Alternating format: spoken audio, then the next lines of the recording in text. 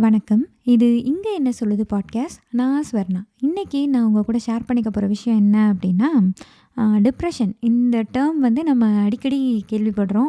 So mostly நம்ம வந்து சோகமா இருக்கிறது, டிப்ரெஸ்டா இருக்கிறது, அதுக்கப்புறம் என்ன சொல்ல ஸ்ட்ரெஸ்ல இருக்கிறது, இது எல்லாத்தையும் நம்மளால அந்த எமோஷன்ஸை நம்ம எந்த நிலைமையில இருக்கோம் அப்படின்றத மோஸ்ட்லி நம்மளால ஜட்ஜ் பண்ண முடியாது. நான் ரொம்ப டிப்ரெஸ் ஆயிட்டேங்க அப்படின்ற மாரி டக்குன்னு சொல்லிடுறோம்ல. ஸோ நம்ம உண்மையிலேயே டிப்ரெஷன்ல இருக்கோமா? நமக்கு டிப்ரெஷன் இருக்கு அப்படின்னா என்ன மாதிரியான ஐ ஐ மீன் டிப்ரெஷன் இருக்கிறவங்களோட சிம்ப்டம்ஸ் என்ன மாதிரியெல்லாம் இருக்கும்? அப்படின்றத பத்தி தான் நான் இன்னைக்கு உங்க கூட ஷேர் பண்ணிக்க போறேன். ஸோ மென்டல் ஹெல்த் பத்தி நம்ம நெறையவே இங்க என்ன சொல்லுது பாட்காஸ்ட்ல பேசியிருக்கோம். ஸோ அதில வந்து "by happiness from a bookshelf" ஒரு சைக்கியாட்ரிஸ்ட் எழுதின புக் இது. அந்த புக்கோட ரிவ்யூ ஆல்ரெடி இங்க என்ன சொல்லுது பாட்காஸ்ட்ல இருக்கு. ஸோ நீங்க அத கேட்டதில்லைன்னா அதையும் கேளுங்க. அதில வந்து உங்க டிப்ரெஷன் ஒருத்தவங்களுக்கு இருக்கு அப்புட்னா, அவங்களுக்கு என்ன மாதிரியான பிஹேவியர்லாம் இருக்கும்? ஒருத்தவங்க டிப்ரெஷன்ல தான் இருக்காங்களா? அப்படின்றத செல்ஃப் அனலைஸ் பண்ணிக்கிறது மாதிரி ஒரு பாயிண்ட் பை பாயிண்ட்டா ஒரு மோர் தென் 20 பாயிண்ட்ஸ் கிட்ட இவங்க சொல்லியிருப்பாங்க. ஸோ அதெல்லாம் என்னங்கிறத தான் நான் இன்னைக்கு உங்க கூட ஷேர் பண்ணிக்க போறேன். ஸோ ஃபர்ஸ்ட் திங், டிப்ரெஷன்ல இருக்கவங்களால சரியா தூங்கவே முடியாதாம். சரியான தூக்கம் இருக்கவே இருக்காது. லைக் நைட்டு தூங்காம காலையில தூங்குறது அந்த மாதிரிலாம் இல்ல. மொத்தமா தூக்க நேரமே ரொம்ப ரொம்ப கம்மியா இருக்குமாம். அதுக்கப்புறம் அவங்களால ஒரு விஷயத்த கான்சன்ட்ரேட் பண்ணி பண்றதுக்கு ரொம்ப கஷ்டப்படுவாங்களாம். அதுக்கப்புறம் இதுக்கு முன்ன பிடிச்ச விஷயம் நமக்கு வந்து இதுக்கு முன்னாடி பிடிச்ச விஷயம் எல்லாமே திடீர்னு இப்போ பிடிக்காம போயிரும். நம்ம டிப்ரெஷன்ல இருக்கோம் அப்படின்னா அந்த மாதிரி ஆயிருமா. அதுக்கப்புறம் ஈஸியா இரிட்டேட் ஆயிருவாங்களாம். எடுத்ததுக்கெல்லாம் சட்டு சட்டுன்னு கோவப்படுறது, கடுப்பாகிறது, ஒரு மாரி எரிச்சல் அடையிறது, அந்த மாதிரியான பிஹேவியர் இருக்கும். அதுக்கப்புறம் படம் பார்த்தா முன்னாடி படம் பார்த்து அழுகிறத விட இப்போ வந்து எந்த படம் பார்த்தாலும் டக்கு டக்குன்னு அழுதுருவாங்களாம். அந்த மாதிரிலாம் இருக்குமாம். ஸோ இது வந்து நானே குழந்தைலாம் பொறந்ததுக்கப்புறம் மேபி அது போஸ்ட்மார்ட்டம் டிப்ரெஷன்னாலயா என்னன்னு எனக்கு தெரியல. பட் கண்டிப்பா அந்த டைமில் ஹார்மோனல் லெவல்லாம் ரொம்ப ஹார்மோன் இம்பேலன்ஸ்லாம் ரொம்ப இருக்கும்ல. நான் வந்து ஒரு மொக்க படம், மொக்க ஷோலாம் பார்த்து அழுவேன். ஏன் அழுகிறேன்னு எனக்கே தெரியாது. ஸோ அந்த மாதிரி டிப்ரெஷன்ல இருக்கவங்களுக்கும் எத பார்த்தாலும் லைக் மூவியெல்லாம் பார்த்தா முன்ன விட அதிகமாவே அழுகை வருமாம் டிப்ரெஷன்ல இருக்கிற டைமில். அதுக்கப்புறம் ஃபுட்டே பிடிக்காம சாப்பாடே வேண்டாங்க எனக்கு அப்படின்ற மாரி இருப்பாங்க. அப்படி இல்லைன்னா குடுங்க குடுங்கன்ற மாரி ரொம்ப சாப்பிட்றவங்களா இருப்பாங்களாம். அப்புறம் ரொம்ப ஒரு சோகமாவும் எப்பயுமே ஒரு சோகமாவும் ஒரு வெறுமையும் அவங்கக்கிட்ட இருக்கிற மாரியா இருக்குமா. அதுக்கப்புறம் என்ன அப்படின்னா, இந்த லைஃப்பில் வந்து லைக் எதுக்குள்ளேயோ நான் மாட்டிக்கிட்டேன். என்னால் வெளியவே வர முடியல. அப்படின்ற மாரி ஒரு ஃபீலிங்லேயே நம்ம ஏன் இப்படி இருக்கோம்? இது எதுலயோ மாட்டிட்டு இருக்க மாரி, எதையோ நம்மள ஸ்டக் ஆன மாதிரியான ஒரு ஃபீலிங் நெறைய இருக்குமா. அப்புறம் பீப்பிள் சுத்தி இருக்கிற யாரையுமே அவங்களுக்கு பிடிக்காது. யார பார்த்தாலும் இவன் ஏன் நம்மட்ட வந்து பேசுறான்? அப்படின்ற மாதிரியான ஒரு ஃபீலிங். நமக்கு நல்லதுக்கு பேசுறாங்களா? அல்லது கெட்டதுக்கு பேசுகிறாங்களா? ஏன் அவங்க வந்து நம்மட்ட பேசுகிறாங்க? அதெல்லாம் யோசிக்கவே முடியாது. லைக் அவங்க வந்து பேசினாலே, "எதுக்கு நீங்கலாம் என்ட்ட பேசுறீங்க?" அப்படின்ற மாதிரியான ஒரு இரிட்டேஷன் அதிகமா இருக்குமா. அப்புறம் ரொம்ப லோன்லியா ஃபீல் பண்ணுவாங்களாம். நமக்கு யாருமே இல்ல அப்படின்ற மாதிரி ஃபீலிங் இருக்குமா. ஸோ இந்த ஃபீலிங் இருக்கும். ஆனா இவங்கள வந்து யாராவது "வாங்க நம்ம போய் வெளில போலாம்" அந்த மாதிரிலாம் கூப்பிட்டாங்கன்னா, "என்ன ஏன் கூப்பிடுறீங்க? என்ன தனியா விடுங்களேன்" அப்படின்ற மாதிரியாவும் இருக்குமா. அவங்களுக்கு தனியா இருக்கவும் பிடிக்கல. யார் கூடயாவது சேர்ந்து இருக்கவும் பிடிக்க மாட்டேங்குது. நான் லோன்லியா ஃபீல் பண்றேன். ஆனா நான் அப்படியே இருந்துக்கிறேன். நீ எதுக்கு உன் கூடலாம் நான் வரணும்? அப்படின்ற மாதிரியான ஒரு ஃபீலிங் இருக்குமா. அவங்க முன்னாடி பண்ணிட்டு இருந்த வேலையே இப்ப பண்றதுக்கு ரொம்ப எரிச்சலா இருக்குமா. பிடிக்காதாம். முன்ன லைக் நார்மலா இருக்கிறப்போ ஒரு ஜாப் ரொம்ப பிடிச்சிருந்தது. நல்லா தான் பண்ணிட்டுருப்பாங்க. ஆனா டிப்ரெஷன் ஆனதுக்கப்புறம் ஒரு டிப்ரெஷன்ற ஒரு இதுக்குள்ள போயிட்டாங்க அப்படின்னா, அவங்களுக்கு அவங்க வொர்க்கையே பிடிக்காம போயிருமா. அதுக்கப்புறம் என்ன அப்படின்னா, ஒரு அமைதியே அவங்க கிட்ட இருக்காது. அவங்க மைண்டு லைக் அமைதினா வாய மூடிட்டு அமைதியா இருக்கிறது இல்ல. மைண்டில ஒரு பீஸ்ஃபுல்னஸ், ஒரு மாரி மனசு அலைப்பாஞ்சுட்டே இருக்குலாம் சொல்லுவோம்ல, அந்த மாரி மைண்டு வந்து எதையோ ஒண்ணு திங்க் பண்ணிட்டே இருக்கு. ஜிக்ஸாக்கா இருக்கு எமோஷன். ஒரு நேரம் சிரிக்கிறது, ஒரு நேரம் ரொம்ப சோகத்தில இருக்கிறது. அந்த மாதிரியான எமோஷன்ஸ்லாம் அதிகமா இருக்குமாம். அப்புறம் வந்து டிப்ரெஷன்ல இருக்கவங்களுக்கு நெருப்பு எரியறத பார்க்கறது வந்து ரொம்ப பிடிக்குமாம். இது வந்து எனக்கு புதுசா இருந்தது. என்ன நெருப்பு எரியறது என்ன பார்ப்பாங்க? அப்படின்ற மாரி இருந்தது.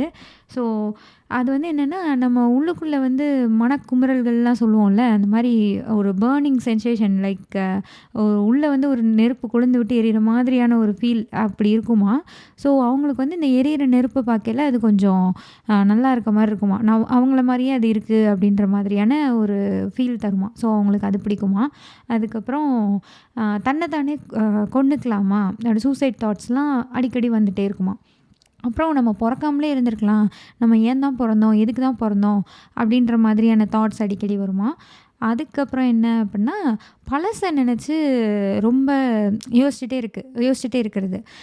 எனக்கு இந்த மாதிரி நடந்துருச்சு, அல்லது நான் இந்த மாதிரி பண்ணிட்டேன் அப்படின்னு ஏதோ ஒரு காலகட்டத்தில் ரொம்ப வருஷத்துக்கு முன்னாடி நடந்த ஒரு விஷயத்த, இது நடந்துருச்சு, எனக்கு இப்படி ஆயிடுச்சு, நான் இப்படி பண்ணிட்டேன் இப்படி சொல்லி அந்த பழசுலேயே, அந்த பாஸ்ட்லேயே பயங்கரமாக ஸ்டக் ஆகிட்டு டெய்லி அந்த பாஸ்ட்டை பற்றியே யோசிச்சுட்டே இருப்பாங்களாம்.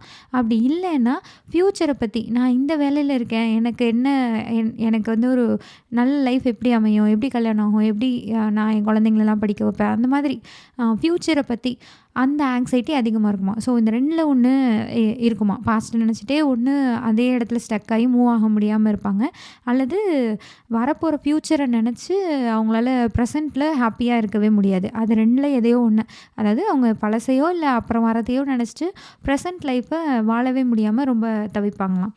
அதுக்கப்புறம் தனக்கு நடந்த கெட்ட விஷயங்கள்லாம் எனக்கு போய் ஏன் இப்படி நடந்தது, நான் எவ்வளோ நல்லவன், எனக்கு போய் இப்படி நடந்துருச்சேன்ற மாதிரியான ஃபீலிங்ஸ் வந்து இருக்குமா. லைக் அவங்க சைடு மிஸ்டேக் இருக்கா இல்லையா அதெல்லாம் இல்லாமல், இந்த விஷயம்லாம் எனக்கு நடந்திருக்கவே கூடாது, எனக்கு போய் இது மாதிரி நடந்துருச்சே அப்படின்ற தாட்டு ரொம்ப அதிகமாகவே இருக்குமா.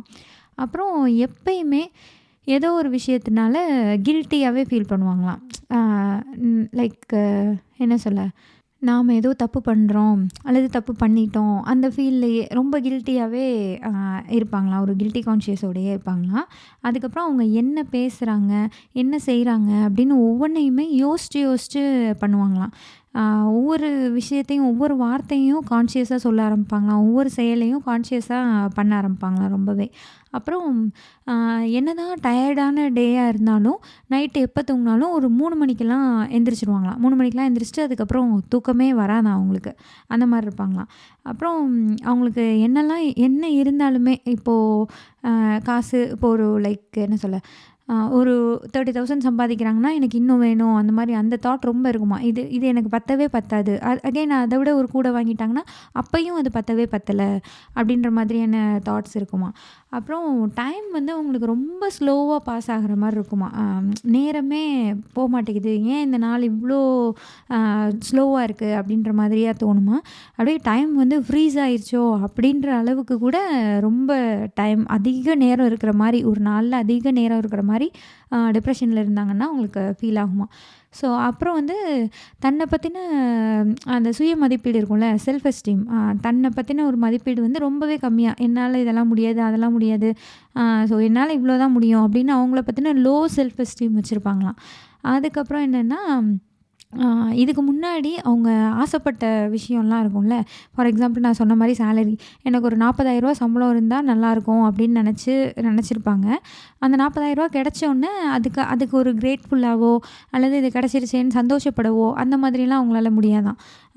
நான் விரும்பினது இப்போ கிடச்சிருச்சு. ஒரு 5-6 மாதத்துக்கு முன்னாடி நான் ஒரு விஷயத்த ஆசைப்பட்டேன், அது இன்றைக்கி எனக்கு கிடச்சிருச்சுன்னா ஓகே, நம்ம 5-6 மாதத்துக்கு முன்னாடி இதுக்காக தானே அவ்வளோ யோசித்து ஃபீல் பண்ணிகிட்டே இருந்தோம், இன்றைக்கி நமக்கு இது கிடச்சிருச்சுல்ல அப்படின்ற ஒரு கிரேட்ஃபுல்னஸ்ஸே இருக்காது, ஒரு நன்றியே. அவங்களால அந்த நன்றி உணர்வுலாம் வரவே வராதான். அப்பையும் வந்து அவங்களுக்கு இன்னும் வேறு என்ன நமக்கு கிடைக்கவே இல்லையே, அது கிடைக்கலையே இது கிடைக்கலையேன்னு கிடைக்காததை பற்றி தான் யோசிச்சுட்டே இருப்பாங்களாம். லைக் ஏதாவது ஒரு விஷயம் நடந்தால் தான் என்னால் ஹாப்பியாக இருக்க முடியும். எனக்கு கல்யாணம் ஆனால் நான் சந்தோஷமாக இருந்துருவேன், எனக்கு வேலை கிடைச்சா நான் சந்தோஷமாயிருவேன், எனக்கு வந்து சேலரி இவ்வளோ கிடச்சிட்டா நான் சந்தோஷமாயிருவேன். அந்த மாதிரி தன்னோட ஹாப்பினஸை ஏதோ ஒன்று நடந்தால் மட்டும்தான் தான் ஹாப்பியாக இருப்பேன் அப்படின்ற மாதிரி ஈக்குவேட் பண்ணிட்டே இருப்பாங்களாம். அண்ட் அந்த விஷயம் நடந்தாலுமே அவங்களால ஹாப்பியாக இருக்க முடியாதான். அதை தாண்டி இன்னொன்று யோசிக்க யோசிக்க ஆரம்பிச்சுருவாங்களாம். ஸோ இன்னொன்று என்ன பண்ணுவாங்களாம், அவங்களுக்கு நடக்கிற எல்லா கெட்ட விஷயத்துக்கும், ஏதாவது நம்ம எல்லாருக்குமே நல்லதும் நடக்கும் கெட்டதும் நடக்கும்ல. ஸோ எல்லா கெட்ட விஷயத்துக்குமே தான் தான் பொறுப்பு, எனக்கெலாம் இப்படி தான் ஆகும், அந்த மாதிரிலாம் ரொம்ப தான் தான் இப்படி பண்ணனால தான் இப்படி ஆயிடுச்சு அப்படின்னு ஒவ்வொரு கெட்ட விஷயத்துக்கும் தன்னையே ப்ளேம் பண்ணிப்பாங்களாம். இதே அவங்களுக்கு ஏதாவது ஒரு நல்ல விஷயம் நடக்குது அப்படின்னா அதுக்கு வந்து அந்த கிரெடிட்ஸ் எல்லாம் கொண்டு போய் மற்றவங்களுக்கு கொடுத்துருவாங்களாம். இவங்களால தான் எனக்கு அது நடந்தது, அவங்களால தான் எனக்கு நடந்தது, நான்லாம் ஒன்றுமே இல்லை அப்படின்ற மாதிரி இந்த தாட்ஸ்லாம் ரொம்ப இருக்குமா. ஸோ இதெல்லாம் வந்து இவங்க எதை வச்சு எழுதியிருக்காங்கன்னா, இவங்க கிட்ட வந்த பேஷண்ட், இவங்க ஒரு சைக்காட்ரிஸ்ட் தானே. ஸோ இவங்க கிட்ட வந்த பேஷண்ட் அனாலிசிஸ் இதெல்லாம் வச்சு ஒரு 25 பாயிண்ட்ஸ் கிட்ட இதெல்லாம் எழுதியிருக்காங்க. ஸோ டிப்ரெஷன் அப்படின்னா இது எல்லாமே, அல்லது இதில் இருக்கிற மோஸ்ட் ஆஃப் த தாட் வந்து உங்களுக்கு எப்பயுமே, அதாவது இன்றைக்கி இருக்குது நாளைக்கு இல்லை அந்த மாதிரிலாம் இல்லை, கன்சிஸ்டண்ட்டாக எப்பயுமே இந்த மாதிரியான தாட்ஸு, இந்த மாதிரியான ஃபீலிங்ஸ், எமோஷன்ஸ் இதெல்லாம் எப்பயுமே இருக்குமா. சேடுங்கிறது என்ன, ஸ்ட்ரெஸ் எல்லாம் என்னென்னா அப்பப்போ இதில் இருக்கிறது எல்லாமே நமக்கு எப்போயாவது இருக்கும் தான். சில நாள் நம்மளுக்கு யாரை பார்த்தாலுமே பிடிக்காது, கடுப்பாக இருப்போம், சில நாள் வந்து தூக்கமே வராது, அதுக்கப்புறம் என்ன சொல்ல, நம்மளும் பழசை நினச்செல்லாம் ஃபீல் பண்ணுவோம் தான். இன்றைக்கி அது ஐயோ அது நடந்துருச்சு நான் அப்படி பண்ணிட்டேனேன்னு ஃபீல் பண்ணுவோம். நம்மளுக்கும் ஃப்யூச்சர் பற்றின ஆங்ஸைட்டிலாம் இருக்கும். நம்ம என்ன சொல்ல, நமக்கு வேலை கிடைக்குமா கிடைக்காதா அது இதுன்னு ஏதாவது ஒரு தாட்ஸ் இருந்துகிட்டே தான் இருக்கும். பட் இது வந்து நமக்கு இது எல்லா தாட்ஸுமே எப்போ பார்த்தாலும் இருக்காதுல்ல. நம்ம ப்ரெசண்ட்டை வந்து ஓரளவுக்காவது சந்தோஷமாக வாழ ட்ரை பண்ணுவோம், நமக்கு பிடிச்சது எதையாவது பண்ணுவோம், அந்த மாதிரிலாம் பண்ணுவோம்ல. இந்த மாதிரி இல்லாமல் இந்த தாட்ஸ் எல்லாமே கன்சிஸ்டண்ட்டாக எப்பயுமே இருக்கிறது தான் டிப்ரெஷன். ஸ்ட்ரெஸ் எல்லாம் விட ரொம்ப அதிகமான ஒரு விஷயம் இது அப்படின்னு சொல்கிறாங்க. அண்ட் இவங்க என்ன சொல்கிறாங்கன்னா, டிப்ரெஷன் வந்து நீங்கள் நினைக்கிற மாதிரி அவ்வளோ ஈஸியான ஒரு விஷயம்லாம் இல்லை. ஒருத்தவங்க டிப்ரெஸ்டாக இருக்காங்க அப்படின்னா அவங்க அவ்வளோ ஈஸியாலாம் அதுலேருந்து வெளில வந்துட முடியாது. அது ரொம்ப கஷ்டம், நீங்கள் நினச்சி பார்க்காத விட அது வந்து ரொம்ப கஷ்டமான ஒரு விஷயம். ஸோ அதை கோத்ரூ பண்ணவங்களுக்கு தான் அது தெரியும் அப்படின்றத சொல்கிறாங்க. நம்ம வந்து சொல்லுவோம்ல, என்ன சொல்ல, டைம் வந்து எல்லாத்தையுமே மாற்றிரும். அதுக்கப்புறம் வந்து இதெல்லாம் பண்ண சரியாயிரும், அதெல்லாம் பண்ண சரியாயிரும், நம்ம கூட சோகமாக இருக்கவங்க அல்லது ஒரு மாதிரி டவுனாக இருக்கவங்களுக்கு நம்ம சொல்கிறோம்ல. இந்த மாதிரி சொல்கிறதெல்லாம் லைக் சொல்கிறதுக்கு எல்லாம் நல்லா தான் இருக்கும், அண்ட் அதெல்லாம் உண்மையும் கூட தான். ஆனால் டிப்ரெஷனில் இருக்கவங்கள அந்த ஹெல்ப்பை அவங்களால எடுத்துக்கவே முடியாதான். ஈவன் ஒரு சைக்காட்ரிஸ்ட் சொல்கிற ஹெல்ப்பை கூட அவங்களால அவ்வளோ ஈஸியாக எடுத்துக்க முடியாது. ஓகே இவங்க சொல்கிறாங்க நம்ம இதை ஃபாலோ பண்ணுவோம் அப்படின்னு அவங்களால பண்ண முடியாதான். அந்தளவுக்கு அவங்க ரொம்ப டஃப்பான சுச்சுவேஷன் இருப்பாங்க அப்படின்றத சொல்கிறாங்க. ஸோ இந்த பிரேக்கப் அந்த மாதிரி சில இன்சிடெண்ட்ஸால் சில பேர் வந்து இந்த மாதிரி டிப்ரெஸ்டு ஸ்டேட்டுக்கு போயிருப்பாங்களாம். சில பேர் வந்து அவங்களோட சின்ன வயசில் ஏதோ ஒரு ட்ராமா அவங்களுக்கு நடந்தது, யாரோ அவங்கள மிஸ்யூஸ் பண்ணதோ இல்லை ஹர்ட் பண்ணதோ அந்த மாதிரி, அது வந்து லைக் இந்த மாதிரி சின்ன வயசு ட்ராமாலாம் வந்து அவங்க ஹோல் டிஎன்ஏவையே சேஞ்ச் பண்ணக்கூடிய அளவுக்கு அந்தளவுக்கு அது வந்து அஃபெக்ட் பண்ணுமா. பட் இதில் என்ன ஒரு நல்ல விஷயம் அப்படின்னா, உங்களை எந்த விஷயம் இந்த அளவுக்கு அஃபெக்ட் பண்ணியிருந்தாலுமே அதை நீங்கள் ரீரைட் பண்ணலாம். நீங்கள் நினச்சா, நீங்கள் மனசு வச்சா அந்த விஷயத்தை நீங்கள் மாற்றி எழுதலாம் அப்படின்றதையும் அவங்க சொல்கிறாங்க. அதுக்கு வந்து ஒரு நல்ல மைண்ட் செட், நல்ல ப்ராக்டிஸ் இது எல்லாமே தேவைப்படும் அப்படின்னு சொல்கிறாங்க. அண்டு டிப்ரெஷனில் இருக்கவங்க கண்டிப்பாக மெடிக்கல் ஹெல்ப் எடுத்துக்கிறதுக்கு தயங்கக்கூடாது. அது வந்து ஒரு கோலத்தனமான வேலை இல்லை. நான் இப்போ ஒரு சைக்காட்ரிஸ்ட்டை போகிறோம், ஏதோ ஒரு கவுன்சிலிங்காக போகிறோம், ஒரு ப்ரொஃபஷனலோட ஹெல்ப் எடுக்க போகிறோம் அப்படின்னா அது வந்து நம்ம ரொம்ப வீக்காக இருக்கோம் அப்படின்னு அர்த்தம் கிடையாது. அந்த டெசிஷனை எடுத்து நம்ம போய் ஒரு சைக்காட்ரிஸ்ட்டை பார்க்குறோன்னாலே நம்ம ரொம்ப தைரியமான ஒரு ஆள் தான் அர்த்தம் அப்படிங்கிறத இவங்க சொல்கிறாங்க.